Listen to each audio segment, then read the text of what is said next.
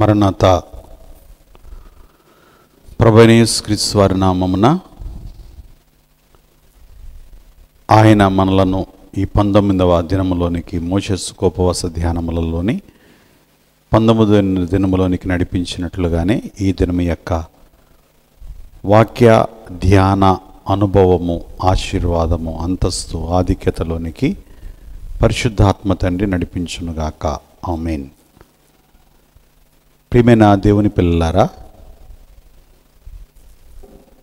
మోషేసు ఉపవాస ధ్యానములలో 19వ రోజులోనికి ప్రభు మనల్ని ప్రవేశపెట్టారు. అందును బట్టి మనం ఆయన్ను ఘనపరచవలసిన వారమై ఉన్నాం. ఈరోజు మనకి ఇవ్వబడిన క్రమమును బట్టి నిర్గమాకాండము 19వ అధ్యాయము మనము ధ్యానం చేసుకోవాల్సిన వారమై ఉన్నాం. నిర్గమాకాండం 19వ అధ్యాయంలో ఉన్న చరిత్ర చూడగా, ఈ నిర్గమాకాండం 12వ అధ్యాయంలో ఇశ్రాయేలీయులైన వారు సీనాయి పర్వతమునకు వచ్చి అక్కడ దిగి, అనగా సమాజమంతా అక్కడ ఆగి, ఆ సీనాయి పర్వతము దగ్గర దేవుడు వారికి నిర్ణయించినట్లుగా ఆ పర్వతం మీదకి దేవుడైన యెహోవా దిగి రావడము, మరి మహా అగ్నితోనూ భూకంపముతోనూ శబ్దముతోనూ ఆ ప్రాంతమంతా కూడా దుమ్మమయమైపోగా, అలాగున భీకరముగా ఇశ్రాయేలీల మధ్యకు దేవుడైన యెహోవా మరి ఆ సీనాయి పర్వతం మీదకి దిగి రావడము, సీనాయి పర్వతం శిఖరం మీద మోషే గారు ఆయనకు సమీపములో ఉండడము, వారి వారి యొక్క ఆత్మీయ అంతస్తులను బట్టి మిగతా వారు ఆ సీనాయి పర్వతం దగ్గర ఆయనకు సమీపముగాను కొంచెము దూరములోనూ ఎక్కువ దూరములోనూ ఉండడము అనేది మరి మనము ఈ యొక్క అధ్యాయములో చూస్తున్నాం. అంటే ఒక విధంగా చెప్పాలనంటే, ఈ 19వ అధ్యాయము దేవుడు దిగివచ్చిన అధ్యాయం, దైవాగమన అధ్యాయము. ఈ 19వ అధ్యాయము దైవ ఆగమనం వలన ఆయన ఉనికిని మరి అందరూ అనుభవించిన అధ్యాయం, అనగా దైవ సన్నిధి అధ్యాయం. ఈ 19వ అధ్యాయము మరి దైవ స్వరూపము, దైవ స్వభావమును తెలుసుకునే అధ్యాయము. ఈ 19వ అధ్యాయము దైవ సహవాసమును వెల్లడి చేసిన అధ్యాయము. ఈ 19వ అధ్యాయము దేవుని యొక్క భీకరత్వాన్ని కూడా తెలియజేసిన అధ్యాయం. అందుకే ఈ అధ్యాయంలో ప్రభు అంటున్నారు 9వ వచనములో, ప్రజలు నీ యందు నిరంతరము నమ్మకం ఉంచున్నట్లుగా మరి నేను కారు మబ్బులలో నీ యొద్దకు వచ్చి నీతో మాట్లాడేదను అని. అలాగే చివరిలో కూడా మీరు భయపడొద్దు, మోషే చెప్తున్నారు, మరి మీరు దేవుని యందు భయభక్తులు కలిగి ఉండడం కోసమని చెప్పి ప్రభు మీ యొద్దకు అలాగున దిగి వచ్చారు అని 20వ అధ్యాయం 20వ వచనంలో మీరు దేవుని యందు భయభక్తులు కలిగి ఉండడం కోసమని దేవుడి మీ దగ్గరకు అలా దిగొచ్చారు, భయపడవద్దని మోషే గారు కూడా చెప్తున్నారు కదా. కనుక దేవుని యొక్క భీకరత్వాన్ని వెల్లడి చేస్తున్న అధ్యాయం. ఇంకా చెప్పాలి అంటే, మరి ఈ అధ్యాయములో మరి దైవ సన్నిధిలో, ఆయన సన్నిధిలో ఉండే అనుభవాలను బట్టి ఆయా ఆత్మీయ అంతస్తులు కలిగిన వారు ఎలాగున ఉంటారో, ఎక్కడెక్కడ ఉంటారో వెల్లడి చేసే అధ్యాయం కూడా ఇదే. ఇలాగున అనేకమైన విషయాలు ఈ సన్నిధి అధ్యాయములో, ఈ దైవ ఆగమన అధ్యాయములో, దైవ సన్నిధి వెల్లడి చేయబడిన అధ్యాయములో, దేవుని స్వరూప స్వభావాలు తెలుసుకునే అధ్యాయములో, ఆయన స్వరమును ఆలకించే అధ్యాయములో ఉన్నట్లుగా మరి మనము గమనించవచ్చు. అయితే ఈ అధ్యాయాన్ని కొన్ని ప్రాముఖ్యమైన మాటలతో నేను మీకు వివరించాలని ఆలోచిస్తున్నాను. మొదటి మాట ఏమిటంటే, స్వకీయ సంపాద్యము. స్వకీయ సంపాద్యము. ఈ మాట చెప్పడానికి ఆధారం ఏమిటంటే, మరి నిర్గమాకాండం 19వ అధ్యాయంలో 5వ వచనంలో చూస్తే, కాగా మీరు నా మాట శ్రద్ధగా విని నా నిబంధనను అనుసరించి నడిచిన ఎడల మీరు సమస్త దేశ జనులలో నాకు స్వకీయ సంపాద్యమగుదురు. స్వకీయ సంపాద్యము.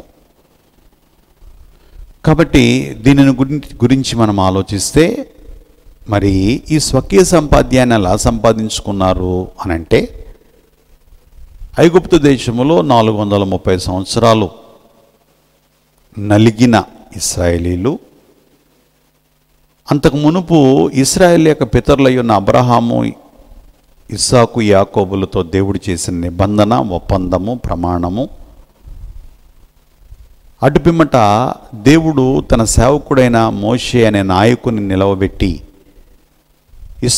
ఐగుప్తు దేశంలో నుండి లక్షల మంది ఇశ్రాయేలులను వెలుపలికి నడిపించిన ఆ విషయము, ఇవన్నీ కూడా మనం ఆలోచిస్తే, మరి దేవుడు వారిని ప్రత్యేకంగా కోరుకొని, ఎంచుకొని, నియమించుకొని, వారి పక్షముగా నిలబడి, వారిని కాపాడుకొని, వారి పక్షముగా యుద్ధము చేసి, వారిని ఈ సీనాయి పర్వతం అనే సన్నిధి పర్వతం దగ్గరికి మరి తీసుకొచ్చారని మనము అర్థం చేసుకుంటున్నాం. అలాగే తల్లి గర్భములో రూపింపబడక మునిపే నిన్ను నన్ను ఆయన ఎంచుకున్నారు, నీవు నేను ఆయనకు కావాలనుకున్నారు. అందుచేత జగత్తు పునాది వేయబడక మునిపే నిర్ణయించిన ఆయన కాలానుగుణముగా తన సమయం వచ్చినప్పుడు మనల్ని కూడా ఈ లోకమైన ఐగుప్తులో నుండి, ఘోరమైన పాపపు జీవితములో నుండి ఏదో ఒక సాధనమున మనకు ఆయన యొక్క ప్రేమను, ఆయన వార్తను, ఆయన సాక్ష్యమును తెలియచేసి, ఆయన గురించిన సాక్ష్యమును తెలియచేసి మనలను తనవారిగా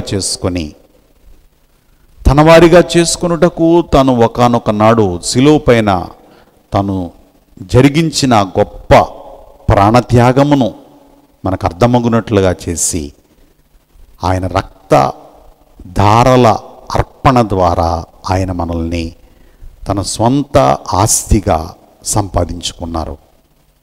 అందుకే పౌలు గారేమో, మీరు విలువ పెట్టి కొనబడిన వారు, మీరు మీ సొత్తు కాదు, మీరు దేవుని సొత్తు అని చెప్తున్నారు. ప్రకటన గ్రంథం 5వ అధ్యాయంలో అయితే మరి యోహాను గారు ఇలా రాస్తున్నారు, అంటే పరలోకం ఇలా స్తుతిస్తుందని రాశారు. ఏమిటంటే, దేవా నీవు రక్తం ఇచ్చి నీవు వారిని కొన్నావు, నీవు వారిని కొంటివి, వారిని సంపాదించుకున్నావు.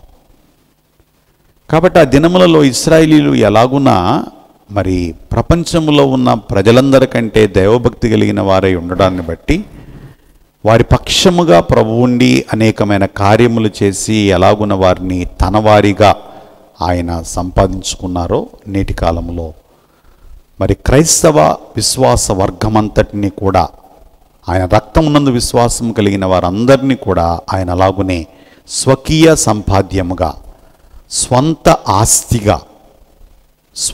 ఆస్తిగా ఆయన చేసుకున్నారు. అలాగే మూడవదిగా దేవుడే దేవదాసయ్య గారికి బయలుపరిచిన బైబిల్ మిషను, దేవుడే స్వయముగా బయలుపరిచిన తన వ్రేలితో గాలిలో రాసిన బైబిల్ మిషను. భూమి ఆకాశములు కలుగు చేయబడక మునిపే ఈ బైబిల్ మిషన్లో ఎవరుండాలి అనేది ఆయన నిర్ణయించారు. బలవంతముగా బైబిల్ మిషన్లోకి తీసుకురావాలన్నా తీసుకురాలేము, బలముగా బైబిల్ మిషన్లో నుంచి నెట్టేయాలన్నా నెట్టేయలేము. దేవుడి దేవదాసయ్య గారికి బయలుపరిచిన బైబిల్ మిషన్ అనుభవాన్ని ఎవరిలోనూ ఎవరు బలవంతంగా పెట్టలేరు, ఎవరిలో నుండి బలవంతంగా తీసివేయలేరు.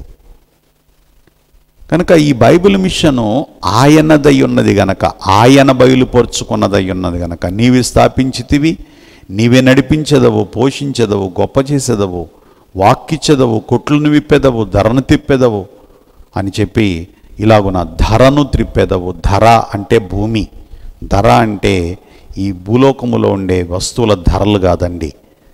చాలామంది క్రైస్తవ బోధకులైన వారు, బైబిల్ మిషన్ బోధకులైన వారు మరి ధర అంటే మరి వస్తువుల ధర అని ప్రార్థన చేస్తారు.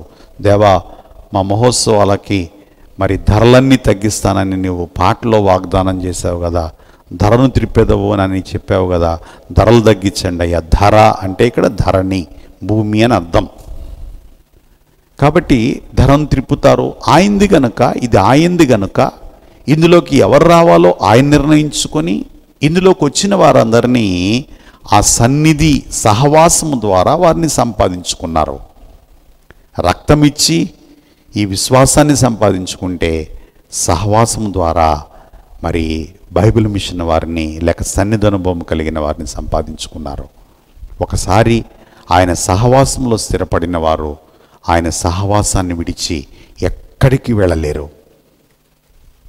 మరి బైబిల్ మిషను పూర్వకాలపు బోధకుల్లో ఒక బోధకులు చెప్పేవారట ఇలాగా.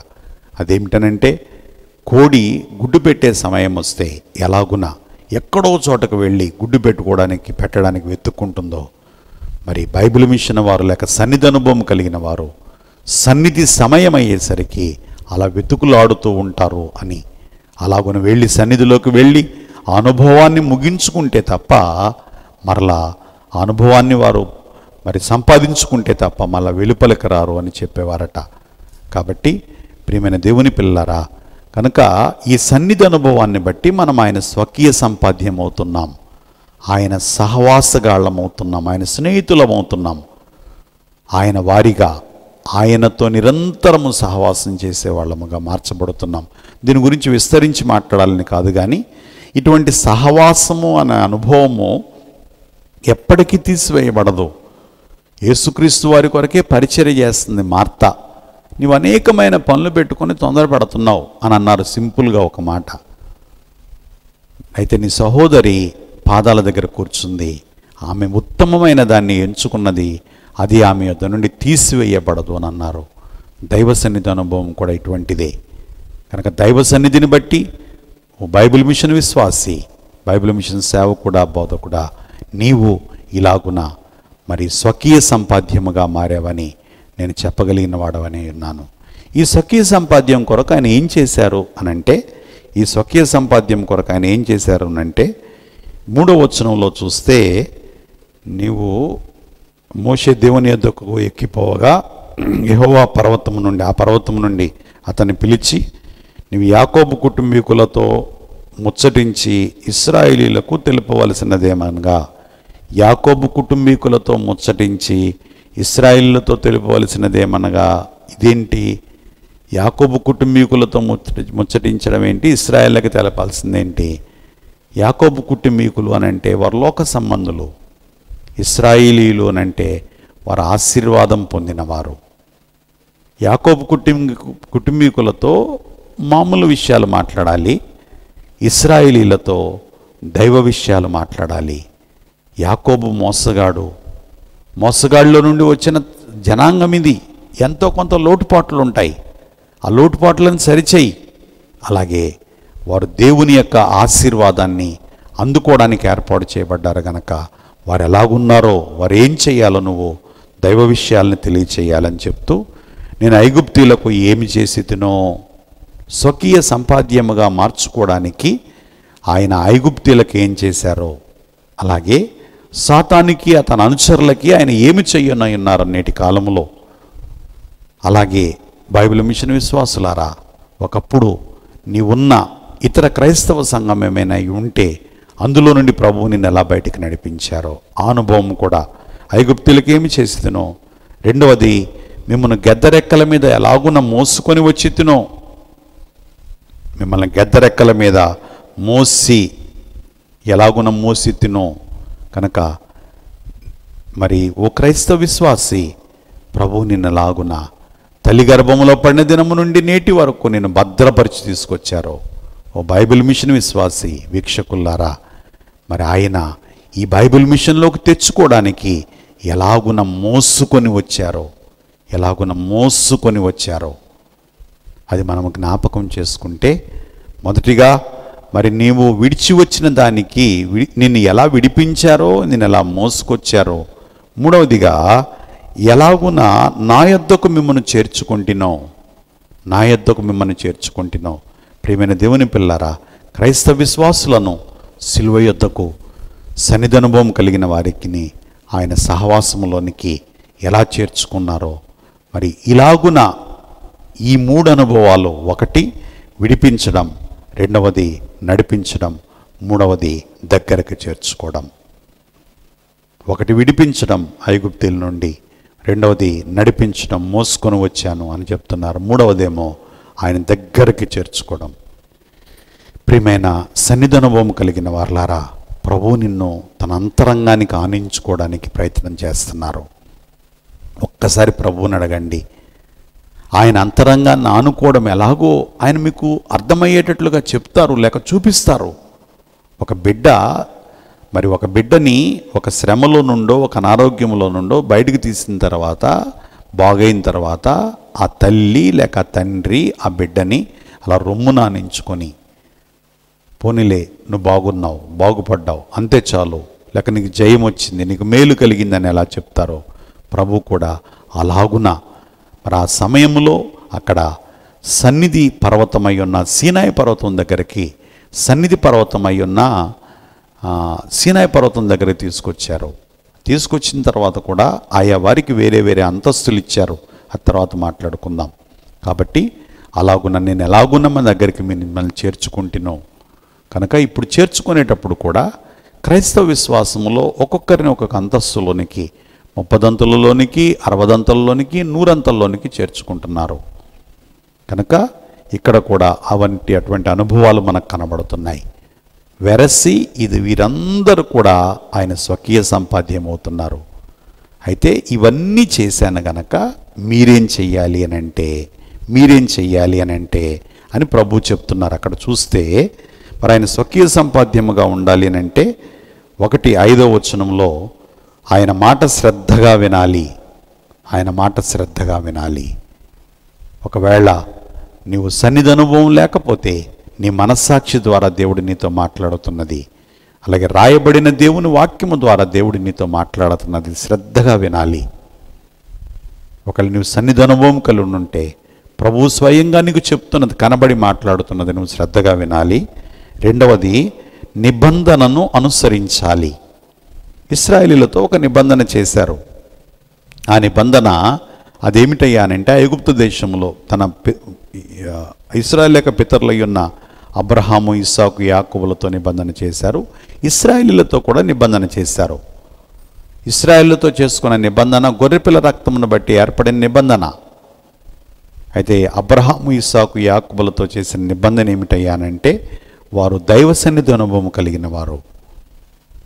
అలాగే నేటి కాలంలో విశ్వాసులతో, క్రైస్తవ విశ్వాసులతో ఆయన నిబంధన చేశారు. క్రొత్త నిబంధన, ఆయన యొక్క రక్త నిబంధన, సిలువ రక్త నిబంధన, లేక ఆయన ప్రాణాన్ని ధారపోసిన రక్త నిబంధన. ఆ రక్తం ఇచ్చి వారితో నిబంధన చేసుకున్నారు. అయితే బైబిల్ మిషన్ వారితో సన్నిధి నిబంధన చేసుకున్నారు.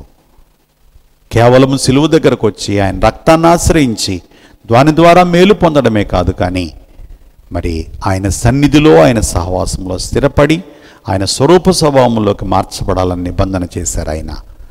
కనుక నిబంధనను అనుసరించి, అలాగే అంటే ఇప్పుడు నేను చెప్తున్న అనుభవాలు కలిగిన వారు ఆ నిబంధనకి లోబడిన వారై, కట్టుబడిన వారై ఉండాలా. అప్పుడే ఆ నిబంధన నెరవేరుతుంది. అలా చేసి జరిగినప్పుడు అప్పుడు ఏమంటున్నారంటే, ననుసరించి నడిచిన ఏళ్ల మీరు సమస్త దేశ జనులలో నాకు స్వకీయ సంపాద్యమగుదురు. ప్రజలందరూ ఉన్నారు ఈ ప్రపంచంలో, వారిలో క్రైస్తవులు ఆయన వారు. అలాగే దేవుడు ఎం దేవదాస గారికి బయలుపరిచిన బైబిల్ మిషన్ వారు, ఆయన బయలుపరుచుకున్న బైబిల్ మిషన్ వారు, ఆయన వారు. కనుక అలాగే ఇంకా చూస్తే 6వ వచనంలో మీరు నాకు యాజక రూపమైన రాజ్యముగాను పరిశుద్ధమైన జనముగాను ఉందురని చెప్పుము. ఇక్కడ 3 మాటలు ఉన్నాయండి. 1 యాజకులు, రెండవది రాజులు, మూడవది పరిశుద్ధమైన జనాంగం. లేక రివర్స్లో చెప్తున్నాను, వెనక నుండి చెప్తున్నాను. ముందు పరిశుద్ధపరచబడుతున్నారు, రెండవది యాజకులు అవుతున్నారు, మూడవది రాజులు అవుతున్నారు. యేసుక్రీస్తు వారి సిలువ దగ్గరకు వచ్చినప్పుడు కూడా ముందు పరిశుద్ధపరచబడుతున్నారు, అటుపిమ్మట వారు ఆయన ప్రార్థించే యాజకులు అవుతున్నారు, అటుపిమ్మట మరి ఆయన వారై స్థిరపడి ఆయన అనుగ్రహించే రాజ్యమును పరిపాలించే రాజులు అవుతున్నారు. కాబట్టి ఈ లక్షణాలన్నీ కూడా మరి పరిశుద్ధపరచబడడానికి, అలాగే యాజకులుగా మారడానికి, అలాగే రాజులుగా మారడానికి పరిశుద్ధాత్మ అభిషేకము మిక్కిలి అవసరం. పరిశుద్ధాత్మ అభిషేకం పొందిన వారమై మరి దేవుని యొక్క సన్నిధానవర్తనలమై మనం జీవించినప్పుడు ఈ అనుభవాలన్నీ మనం కలిగి ఉంటాం కదా. కనుక ఇలాగున స్వకీయ సంపాద్యముగా మరి ఆయన వారిని చేసుకొని, అనగా మరి ఈ అధ్యాయంలో మొదటి మాట స్వకీయ సంపాద్యం అనే మాట. ఈ మాట 19వ అధ్యాయం 1వ వచనం నుండి 19వ అధ్యాయము 1వ వచనం నుండి మరి 6వ వచనం వరకు లేక 7వ వచనం వరకు ఇలా చెప్పుకోవచ్చు. రెండవది ఏంటంటే సన్నిధి పర్వతము లేక సన్నిధి సీనాయి లేక సీనాయి సన్నిధి. నేను సన్నిధి సీనాయి అని ఎందుకంటున్నానంటే సీనాయికి వచ్చిన ప్రాముఖ్యత సన్నిధిని బట్టే కదా. కనుక సన్నిధి సీనాయి.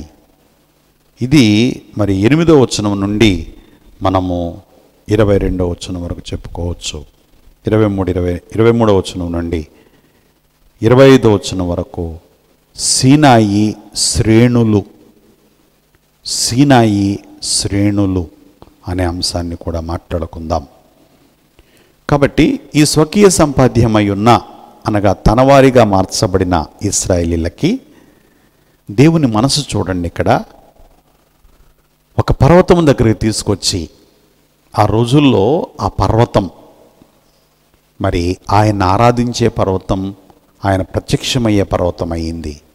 ఆ తర్వాత మందిరం మరి గుడారం, ఆయన ప్రత్యక్షమయ్యే గుడారం అయ్యింది, ప్రత్యక్ష గుడారం. ఆ తర్వాత మరి రాళ్లతో కొట్టిన మందిరం ఆయన ప్రత్యక్షమయ్యే మందిరం అయ్యింది. ఆ తర్వాత మరి ఆయన మనకు అనుగ్రహించిన మరి పరిపూర్ణమైన మానవ ప్రత్యక్షతను బట్టి ఈ భూలోకమే ఆయన మరి ప్రత్యక్షమయ్యే ఒక సాధనమయ్యింది. అటుపిమ్మట నేటి కాలంలో దైవ సన్నిధి అనే అనుభవము ఆయన మనకు కనబడి మాట్లాడే ఒక ప్రత్యేకమైన సాధనమయ్యింది.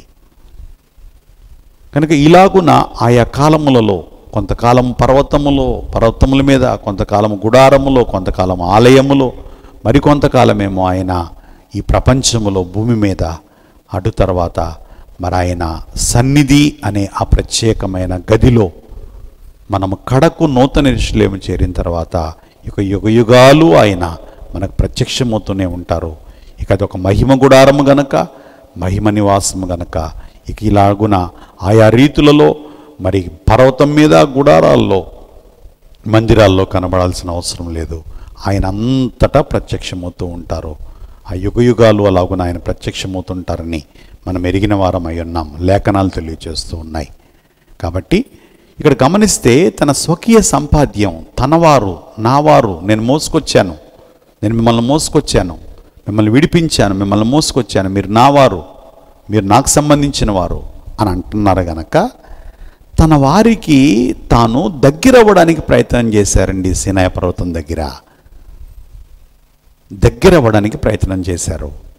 అయితే మరి ఏం చెప్దాం, చాలా విచారకరమైన సంగతి. ప్రభు వారికి దగ్గర అవ్వడానికి ప్రయత్నం చేస్తుంటే ఇశ్రాయేలీలు దూరమైపోవడానికి ప్రయత్నం చేస్తున్నారు. అంత దైవభక్తి కలిగిన జనాంగం.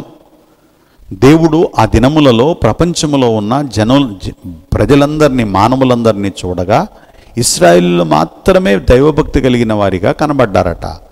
మరి అటువంటి జనులు కూడా దేవుడు వారికి దగ్గర అవ్వడానికి, వారికి సమీపానికి రావడానికి చూస్తుంటే వారు ఏమంటున్నారనంటే 20వ అధ్యాయంలో 18-19 వచనాల్లో చూస్తే, అయ్యా మేము ఆయన చూడలేమయ్యా, మేము ఆయన మాట వినలేం, మేము భయపడిపోతున్నాం, మా గుండెలు జారిపోతాయేమో అయ్యా, మేము చచ్చిన వారి వలె అయిపోతున్నామయ్యా, కనుక మేము ఆయన్ని చూడలేము, ఆయన దగ్గరికి రాలేము.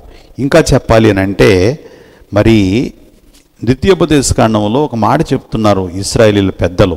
ఇది మరీ వింతగా ఉంటుంది. అదేమిటంటే ద్వితీయోపదేశకాండంలో 23వ వచనం చూస్తే, మీ గోత్రముల ప్రధానులను మీ పెద్దలను నా యొద్దకు వచ్చి, మన దేవుడైన యెహోవా తన ఘనతను మహత్యమును మాకు చూపించెను. అగ్ని మధ్య నుండి ఆయన స్వరమును వింటిమి. దేవుడు నరులతో మాట్లాడినను వారు బ్రతుకుదురని నేను తెలుసుకుంటిమి. ఇంతవరకు బాగానే ఉందండి. అయితే 25వ వచనంలో, కాబట్టి మేము చావనేలా, ఈ గొప్ప అగ్ని మమ్మను దహించును, మేము మన దేవుడైన యెహోవా స్వరము ఇక వినినేడలా చనిపోదుము. దేవుడు నరులతో మాట్లాడినా కూడా బ్రతుకుదురని మాకు ఇప్పుడు అర్థమైందండి అని అప్పుడే చెప్పారు. అంతలోనే మేము చనిపోతామయ్యా అంటున్నారు. అంటే దైవ సహవాసాన్ని సంపూర్ణంగా అంగీకరించలేకపోతున్నారు. నేటి కాలంలో కూడా ఎవరో మన గురించి ప్రార్థన చేయాలి, మనం ప్రార్థన చేసుకోవడం మనకి ఇష్టం ఉండదు. ఎవరో మన గురించి ప్రభువుని అడిగి చెప్పాలి, ప్రభువు చెప్పేదాకా మనం కనిపెట్టడం మనకి ఇష్టం ఉండదు. ఎవరో మన గురించి ప్రవచనాలు చెప్పాలి, ప్రభు మనకి అనుగ్రహించే ప్రవచనాలు అందుకోవడం మనకిష్టం ఉండదు. చాలా విచారకరమైన సంగతి. నావారు, మీరు నావారు అని ఆయన కౌగిలి చాపి, ఆయన 2 చేతులు చాపి వారిని దగ్గరికి తీసుకోవడానికి ప్రయత్నం చేస్తున్నారు. ఒక విధంగా సీనాయి పర్వతం మీద ప్రభు ఉన్నారనుకుందాం, మహాకాశంలో పట్టజాలని ప్రభు ఉన్నారనుకుందాం. ఆయన తన 2 చేతులు చాపి ఆ పిల్లల్ని, లక్షల మంది పిల్లల్ని అలా దగ్గరికి తీసుకోవాలని ప్రయత్నం చేస్తుంటే వారు ఆయన చేతులు నెట్టివేసి వెళ్ళిపోతున్నారు. దేవుడు మానవునిగా యేసుక్రీస్తు వారుగా ఈ లోకానికి వచ్చినప్పుడు కూడా ఆయన రాయించిన మాట అదే కదా. ఆయన తన స్వకీయుల యొద్దకు వచ్చెను, ఆయన స్వకీయులు ఆయనను అంగీకరింపలేదు. ప్రారంభం నుంచి జరుగుతున్నది అదేనండి, ప్రారంభం నుంచి జరుగుతున్నది అదే. ప్రియమైన విశ్వాసి, ఓ క్రైస్తవ విశ్వాసి, ఓ బైబిల్ మిషన్ విశ్వాసి, ఒకవేళ దైవ సన్నిధిని నీవిలాగున త్రోసివేస్తున్నావేమో. నేను దేవాలయానికి వెళుతున్నాను, బైబిల్ చదువుకుంటున్నాను, ప్రార్థన చేసుకుంటున్నాను, చాలదా? దేవుడు కనబడి మాట్లాడే అనుభవమే రావాలా? అదేనా భక్తి? అంత నేను చేయలేనండి, అవసరమైతే మానేస్తాను, నేను గుడే మానేస్తాను, చర్చే మానేస్తాను, లేకపోతే అసలు ఈ దేవుడికి సంబంధించే మానేస్తాను. అదే వేరే మార్గాల్లో చూడండి, వెళ్ళి ఊరికనే ఏదో అలా వెళ్ళి చేతులతో అలా అనుకొని ఒక లెంపలేసుకొని వచ్చేసి సరిపోద్ది కదా అని అనుకునే వాళ్ళు కూడా ఉండొచ్చు. ఏదైనా సరే కష్టపడందే రాదు సుమా, శ్రమతో నాస్తి దుర్భిక్షం అని అంటారు. ఏదైనా, ఒక చదువైనా, ఒక ఉద్యోగమైనా, ఒక వ్యాపారమైనా, ఒక రెక్కల కష్టమైనా, ఒక వృత్తి అయినా, ఏదైనా నీకు రావాలంటే, దాని ద్వారా నువ్వు మేలు పొందాలంటే నువ్వు శ్రమ చేయాలి, తప్పదు కదా. ఈ అశాశ్వతమైన జీవితము కొరకే నువ్వు ఇంత శ్రమ చేయాల్సి వస్తుంటే, శాశ్వతమైన జీవితమై ఉన్న ఆ పరసంబంధమైన ఆత్మీయమైన జీవితం కొరకు, దేవుడు అనుగ్రహించే ఆ ప్రత్యేకమైన భాగ్యాల కొరకు నువ్వెందుకు ప్రయాసపడకూడదు? ప్రయాసపడాలి కదా. కనుక ఇక్కడ మీరు నా స్వకీయ సంపాద్యము గనక నేను నీ దగ్గరకు వస్తాను, నేను మీ దగ్గరకు వస్తానయ్యా. మోషే, ఇదిగో ప్రజలను సిద్ధం చేయి 3 రోజులు, నువ్వు ప్రజలను సిద్ధం చేయి 3 రోజులు, నేను మీ దగ్గరకు వచ్చి మీకు కనబడతాను. ఈ కనబడే క్రమంలో ఆ క్రింద ఉన్న ఇశ్రాయేలు అందరికంటే నీవు నాకు ఎక్కువ సమీపస్తుడవు, నాకు దగ్గరగా ఉన్నవాడవు అని వారు తెలుసుకొని నీ మీద బహిరంగానికి అంతరంగముగా ప్రభువు కనబడుతున్నారు, బహిరంగానికి మోషే గారు కనబడుతున్నారు. నీ మీద నమ్మకం ఉంచున్నట్లు కారు మబ్బులలోని దగ్గరకు వచ్చి నేను నీతో మాట్లాడతాను అంటే, ఒక విధంగా చెప్పాలంటే మోషే గారి యొక్క పొజిషన్ని ఆయన ఎలివేట్ చేస్తున్నారు.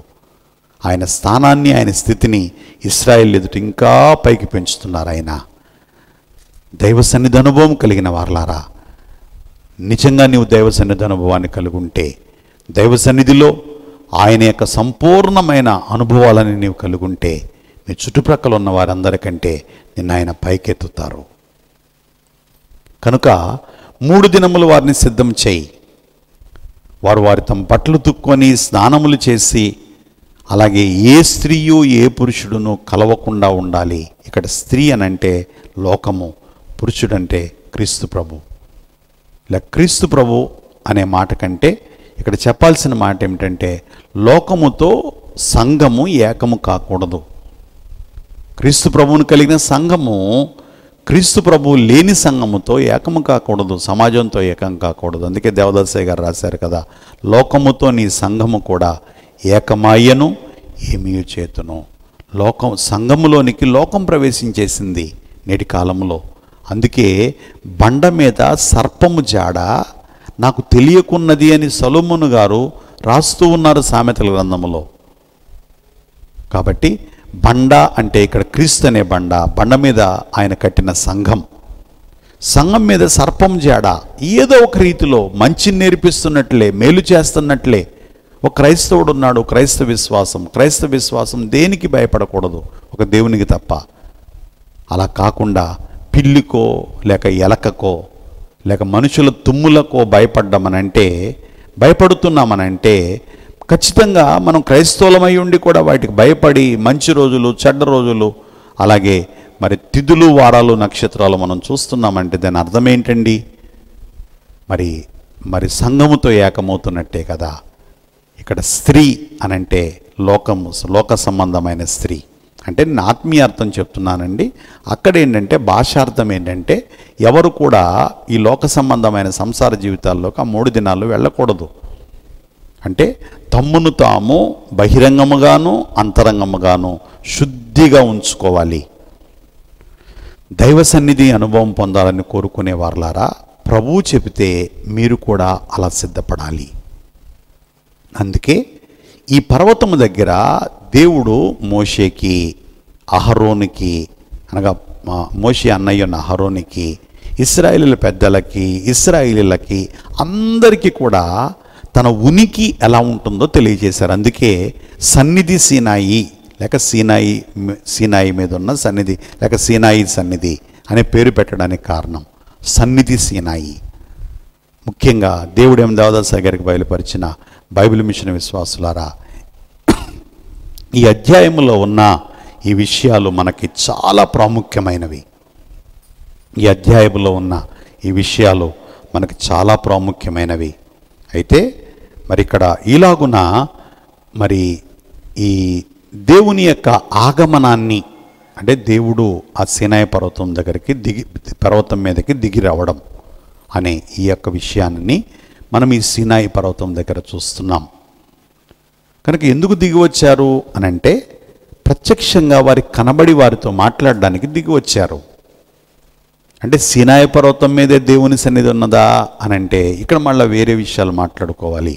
దావీదు భక్తుడు చెప్తున్నాడు ఏమనంటే కీర్తనల్లో, నేను ఆకాశమునకు ఎక్కినను నీవు అక్కడ ఉన్నావు, నేను పాతాళమందు పండుకునిను నీవు అక్కడ ఉన్నావు, నేను గాలి రెక్కలు కట్టుకొని ఎగిరి వెళ్ళను, సముద్రం యొక్క దిగంతములకు వెళ్ళను, నీవు అక్కడ ఉన్నావు, నీ చెయ్యి నడిపిస్తున్నది అని అన్నారు.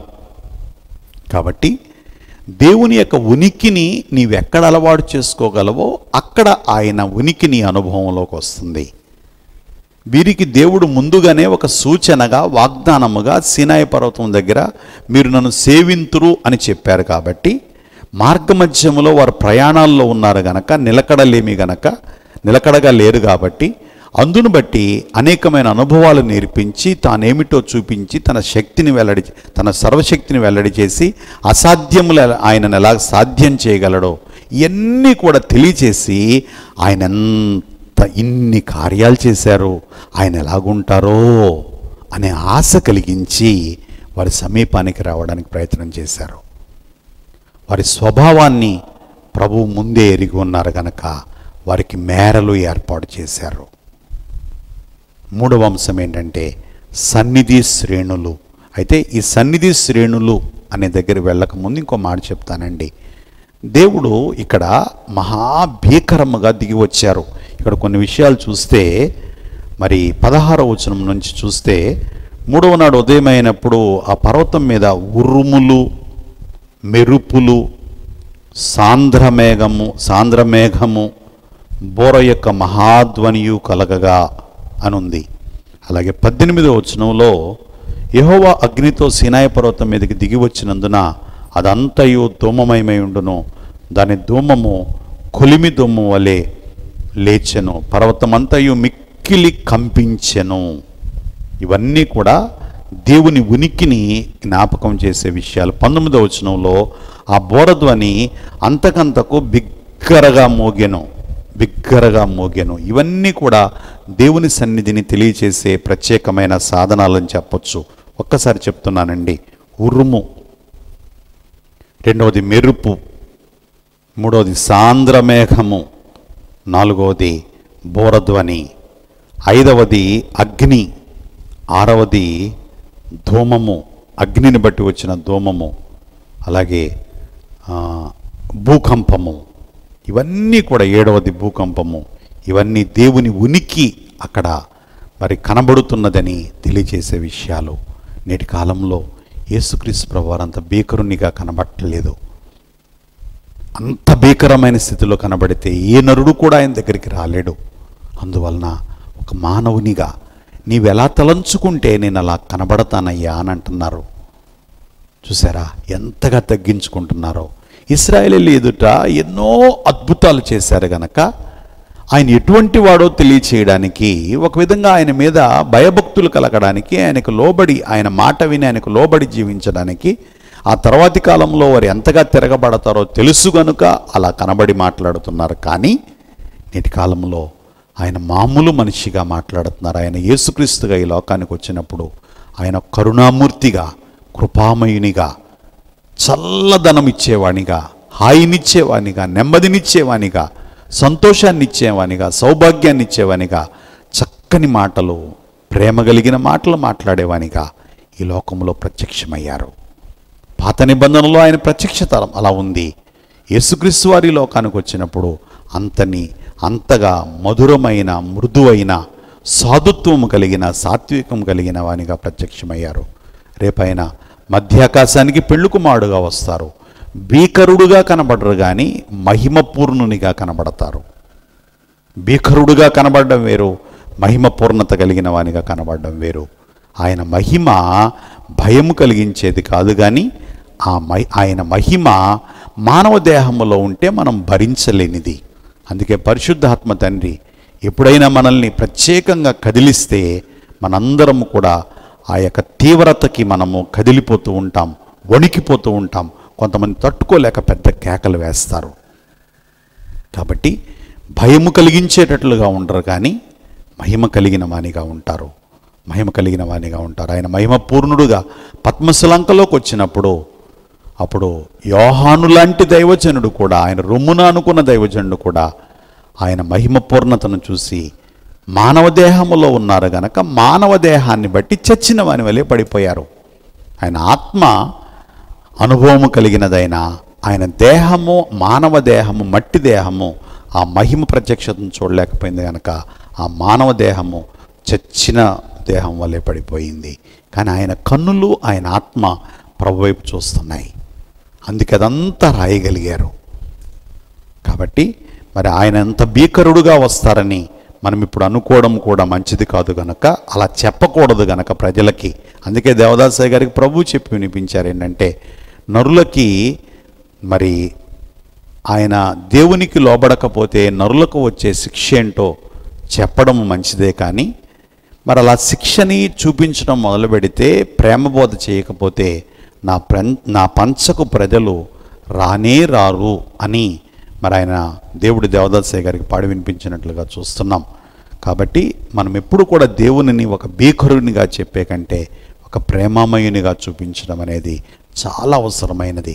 అందుకే దేవదాసయ్య గారు క్రీస్తు సాధువు అనే ఒక పత్రిక కూడా రాయించారు, అచ్చువేయించారు.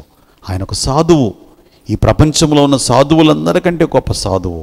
ఎవరిని ఆయన బాధ పెట్టలేదు, అందరికీ మేలు చేశారు, ఆకలితో ఉన్నవారికి భోజనం పెట్టారు, ఎవరైనా ఆదరణ లేకపోతే ఆదరించారు, కష్టాల్లో ఉన్న వారికి కన్నీరు తుడిచారు, ఆయన ధైర్యం ఇచ్చి నిలబెట్టారు, చనిపోయిన వారిని బతికించారు, అందరికీ మేలే చేశారు. కానీ ఒక్క కీడు కూడా చేయలేదు గనక ఈయన సాధువు కాదా, క్రీస్తు సాధువు అని చెప్పి ఆయన ఒక పత్రిక అచ్చువేశారు. నిజంగా దైవజన్ని యొక్క ఆలోచన విధానం చాలా ఘనమైనదండి. ఆయన మనం ఆత్మీయ జనకునిగా పొందడం ఈ ప్రపంచంలో, మరి ముఖ్యంగా భారతదేశంలో ఆయన ఒక సాధువుగా పరిచయం చేయడానికి ఆయన ఆలోచన విధానం అలా పనిచేసింది. కాబట్టి నేటి కాలంలో ఆయన మనకు అలాగున ప్రత్యక్షం అయ్యేవారై ఉన్నారు. అయితే ఇక్కడ ఒక మాట చెప్పాలి. ఒక భక్తుడు రాసుకుంటున్నారు ఏమనంటే, నీ స్వరము విందును ఉరుముల యందున్, నీ స్వరం విందున్ ఉరుముల యందున్ యేసు ప్రభు నిన్నారాధింతును. గనుక ఉరుములు, మెరుపులు, సాంద్రమేఘము ఇవన్నీ చూడగానే మరి ఆ భక్తునికి ప్రభు గుర్తొస్తున్నారు. నిజమే కదండి, దేవుని స్వరం ఉరుములాగే ఉంటుంది కదండి. అలాగే ఓ మేఘములారా, ఓ తుఫానులారా, ఓ అగ్ని, ఓ మంచు, నీవు ఆ సృష్టికర్తను మహిమపరచడానికి రా అని దావీదు భక్తుడు మరి కీర్తనల్లో ఆయన రాసినట్లు, ఒక కీర్తన రాసినట్లు దేవదాసయ్య గారు దేవ యెహోవా స్తుతిపాత్రుండా అనే పాటలో ఆయన దాన్ని వివరించినట్లుగా కూడా మనం చూస్తున్నాం. కాబట్టి దేవుని సృష్టిలో ఏ మార్పులను మనం చూసినా, ఏ భీకరమైనది చూసినా, ఏ గొప్పది చూసినా, ఏ మేలుకరమైనది చూసినా, ప్రతి దాంట్లో కూడా మనము ప్రభు యొక్క స్థితిగతులను మనం ఊహించుకోగలిగితే, గమనించగలిగితే, ధ్యానించగలిగితే ఖచ్చితంగా ప్రభు అన్ని విషయాల్లో మరి మనకి ఆయన యొక్క స్థితిగతులను వెల్లడి చేసేవారై ఉన్నారు. అంతేకాకుండా మరి ఆయన మనకి ఇంకా సమీపముగా ఉండేవారై ఉంటారు.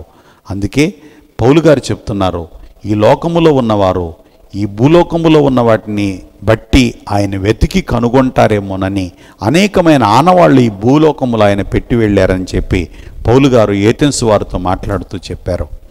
కాబట్టి మరి ఇలాగున్న కొంతమంది దైవజనులు, దైవసేవకులైన వారు మరి ప్రపంచంలో ఉన్న వారికి అది భీకరంగా అనిపించినా, మరి అది భీకరమైనదైనా ఆయన ఎరిగిన వారికి అది మేలుకరమైనదే గనక, అయ్యా నీ యొక్క ఉరుములలో, ఆకాశంలో కలుగుతున్న ఉరుములలో నీ స్వరం వింటానయ్యా, మెరుపులలో నీ ప్రకాశతను చూస్తానయ్యా అని భక్తులు రాసుకున్నారు. దేవదాసయ్య గారు కూడా రాశారండి, దేవా పగలు రాత్రి ఆగకుండా సముద్రపు అలలు శబ్దము చేస్తున్నాయి, అవి నిన్ను స్తుతిస్తున్నాయి కదా అని. కాబట్టి పక్షులు చక్కని ఉదయాన్నే లేచి అవి శబ్దం చేస్తున్నాయి, మిమ్మల్ని స్తుతిస్తున్నాయి కదా అని. కాబట్టి ప్రతి విషయములో కూడా దైవ కార్యాన్ని మనం గుర్తించగలిగితే దేవుడు మరింత సమీపమవుతారు. కాబట్టి దేవుని సన్నిధి సీనాయి మీద ఆయన సన్నిధి అలాగున కనపరిచారు. అయితే ఈ సీనాయి దగ్గర మరి సన్నిధి శ్రేణులను ఏర్పాటు చేశారు. గమనించండి, పైనుంచి కింద వరకు మోషే గారు దగ్గరికి వెళ్ళారు. అందుకే ఇక్కడ కూడా ఉంది, 24వ అధ్యాయంలో కూడా ఉంటుంది. 24వ అధ్యాయం, నిర్గమాకాండం 24వ అధ్యాయం 2వ వచనంలో, మోషే మాత్రము యెహోవాను సమీపింపవలెను, ఇశ్రాయేలీయుల పెద్దలు యెహోవాను సమీపింపకూడదు. కనుక 3 రకములైన శ్రేణులు ఏర్పాటు చేశారు దేవుని ఉనికిని కనుగొనడానికి. ఒకటి, సీనాయి పర్వతం క్రింద ఒక శ్రేణి, లక్షల మంది ఇశ్రాయేలీయుల శ్రేణిది, ఇది వరుస. రెండవది, సీనాయి పర్వతం మీద కొంత దూరం వెళ్ళి ఆగి ప్రభువును చూడడానికి లేక సన్నిధిని, ఆయన ఉనికిని తెలుసుకోవడానికి ఏర్పాటు చేయబడిన అహరోను, హూరు, అలాగే 70 మంది పెద్దలు, నాదాబు, అబీహు కూడా ఉన్నట్టున్నారు. 24వ వచనంలో చూస్తే అహరోనును, నాదాబును, అబీహును ఇశ్రాయేలు పెద్దల్లో 70 మంది యెహోవా యొద్దకు ఎక్కి వచ్చి దూరమున సాగిలపడుడి అని ఉంది. కాబట్టి వారు కూడా ప్రభువును చూస్తున్నారు. ఇశ్రాయేలు పెద్దలు ఆయన పాదముల క్రింద నిగనిగలాడు వస్తువును చూచి వారు అన్నపానములు పుచ్చుకొని అని కూడా 24వ అధ్యాయంలో మరి 11వ వచనంలో 10వ వచనంలో మనం చూడగలం. మోషే గారు సమీపముగా ఉండి ప్రభువుని ముఖాముఖిగా ఒక స్నేహితునిగా చూస్తున్నారు. అహరోను, నాదాబు, అబీహు ఇశ్రాయేలు పెద్దలైన వారు. మరి ఇంకో మాటలో చెప్పాలంటే బహుశా అహరోను వీరందరికంటే, ఈ 72 కంటే దగ్గరగా ఉండుండొచ్చేమో. ఎందుకనంటే దాన్ని ఎలా చెప్తున్నానంటే, మరి అహరోనును మాత్రము నువ్వు తీసుకొని రావాలని నిర్గమాకాండం 19వ అధ్యాయం 24వ వచనంలో, అందుకు యెహోవా నువ్వు దిగి వెళ్ళుము, నీవును నీతో అహరోనును ఎక్కి రావలెను. కనుక బహుశా మోషే ఒక స్థలములో, అంటే యెహోవాకి సమీపములో, ఆ తర్వాత అహరోను, ఆ తర్వాత నాదాబు, అబీహు, 70 మంది పెద్దలు, ఇలాగున వివిధ వరుసలలో చివరికి మరి పర్వతము క్రింద లక్షల మంది ఇశ్రాయేలీలు. మరలా చెప్తున్నాను, కింద నుండి పైకి లక్షల మంది ఇశ్రాయేలీలేమో పర్వతము క్రింద, ఆ తర్వాత 70 మంది పెద్దలు, అహరోను, ఆ తర్వాత యెహోవాకు సమీపముగా మోషే గారు. మోషే గారికేమో మరి ఒక స్నేహితునిగా 33:11 చూస్తే, నిర్గమకాండం 33:11 మోషే గారికేమో ఒక స్నేహితునిగా కనబడుతున్నారు. ఇక ఆ స్నేహితుడితో కాలం గడిపే విషయంలో ఆయన అన్నపానాలు కూడా మర్చిపోయారు 80 దినాలు. కనుక మోషేకి సమీపముగా ఉన్నారు కనుక స్నేహితునిగా కనబడుతున్నారు. అహరోను కూడా కనబడుతున్నారు, అది అక్కడ ప్రత్యేకంగా రాయలేదు. కానీ 70 మంది పెద్దలకి ఆయన ఒక మారు కనబడి తర్వాత ఆయన కనబడడం మానేశారు అని అనుకోవాలి కదా. మరి ఆయన చూచి అన్నపానీయములు పుచ్చుకొనిరి. ఆయన పాదముల క్రింద ఉండే నిగనికలాడే వస్తువు అంటే ఆయన సింహాసనాన్ని వారు చూడగలిగారు. ఆ తర్వాత ఇశ్రాయేలీలు ఆయన భీకరత్వాన్ని చూస్తున్నారు. కొండ కింద ఉన్న ఇశ్రాయేలీలు ఆయన యొక్క అగ్నిలా ఉన్న ఆయన యొక్క స్థితిని చూస్తున్నారు. కాబట్టి అందరూ దేవుని ఉనికిని అనుభవిస్తున్నారు. కానీ అనుభవించే వాళ్ళల్లో వారి యొక్క ఆత్మీయమైన సిద్ధపాటును బట్టి వారు ఆయనను అలాగున ఎరిగిన వారై ఉన్నారు. కొంతమంది అంటారు, పలానా వాళ్ళు నాకు బాగా తెలుసండి, వాడి బుద్ధులన్నీ నాకు తెలుసు అని అంటారు. కొంతమంది నాకు అంత తెలియదండి, కాకపోతే ఎప్పుడన్నా మామూలుగా విష్ చేసుకుంటాం కనుక 1-2 మాటలు మాట్లాడుకుంటాం, అంతవరకు తెలుసండి. మరి కొంతమంది ఏమంటారనంటే తెలుసు కానీ ఏదో దూరం నుండి చూడడం అండి అని అంటారు. మోషే గారిని అడిగితే నాకు ప్రభువు గురించి బాగా తెలుసండి అని చెప్తారు. మరి అహరోను కానీ ఇశ్రాయేల్ పెద్దలను కానీ అడిగితే మేము ఏదో అలా చూసామండి, ఆ తర్వాత వచ్చేసామండి అని చెప్తారు. ఇశ్రాయేల్ పెద్దరే ద్వితీయోపదేశకాండం 5వ అధ్యాయంలో ఇంతకు మునుపు నేను చదివించాను కదండి.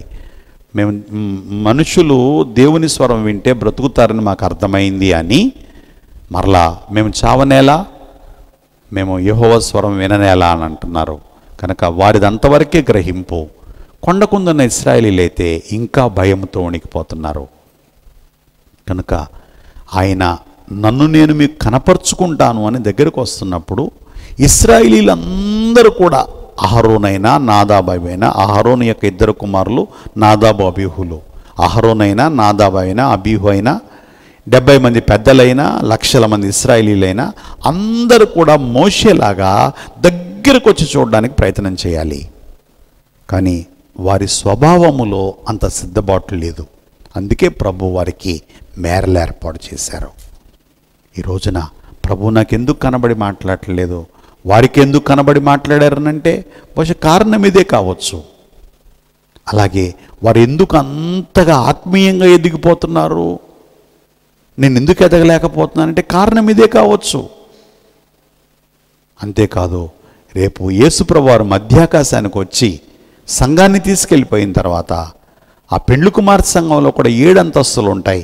ఆయన సింహాసనం మీదేమో లౌదికే సంఘ అంతస్తు కలిగిన వారు ఉంటారు, చివరి అంతస్తులోనేమో మరి చివరి స్థితిలోనేమో ఎవరుంటారయ్యా అని అంటే ఎఫెసు సంఘ అంతస్తు కలిగిన వారు ఉంటారు. భూలోకములో మొట్టమొదటి అంతస్తు ఏంటంటే ఎఫెసు సంఘ అంతస్తు. భూలోకంలో చివరి అంతస్తు ఏంటంటే లౌదికేయ సంఘ అంతస్తు. అయితే పరలోకములో మొట్టమొదటి సంఘ అంతస్తు ఏంటంటే లౌదికేయ అంతస్తు. సింహాసనం దగ్గర ఉంటారు, సింహాసనం మీద ఉంటారు. చివరి అంతస్తు నూతన యెరూషలేములో ఏమిటయ్యానంటే అదే ఎఫెసు సంఘ అంతస్తు. ఇంకో మాట కూడా చెప్పాలి, మొదటి వారు అనేకులు కడపటి వారు అగుదురు, కడపటి వారు అనేకులు మొదటి వారు అగుదురు. ఒక విధంగా చెప్పాలంటే ఇశ్రాయేలీల మోషే గారి జీవితంలో ఆయన అక్క, ఆయన అన్న, అలాగే ఆయన భార్య, ఆయన పిల్లలు, ఆయన మామయ్య మొదటివారు. అయితే ఇశ్రాయేలీలు కడపటివారు. కానీ ఇప్పుడు ఇశ్రాయేలీలకి నాయకుడు అయ్యాడు ఆయన, మిగతా వారందరూ వెనక్కి వెళ్ళాల్సి వచ్చింది. అలాగే రేపు యేసుప్రభు వారు యుగయుగాలు పరిపాలించేటప్పుడు కూడా భూలోకము కూడా మోక్షంలో ఒక భాగమైపోద్ది కనుక అప్పుడు కూడా మరి నూతన యెరూషలేము అనే మోక్షపురంలో ప్రభు పెండ్లి కుమార్తెకి నిరంతరం ఆ అంతస్తులో ఆయన భారీగా స్థిరపడిన వారికి ఇప్పుడు సమీపంగా ఉంటారు. మధ్యలో రక్షితుల మోక్షం వస్తుంది, 7 ఏళ్ల మహాశ్రమంలో మారిన వారు ఉంటారు, వారికి ఆయన కొద్దిగా దూరంగా ఉంటారు. అలాగే భూలోక మోక్షం ఉంటుంది, వారికి ఆయన ఇంకా ఎక్కువ దూరంగా ఉంటారు. అయితే ఎవరికి తగినట్లుగా వారికి కనబడి మాట్లాడుతూ ఉంటారు. అంతటా దేవుడే ఉంటారు, అంతటా ఆయన గుళ్ళే ఉంటాయి, అందరూ ఆయన ఆరాధిస్తూ ఉంటారు.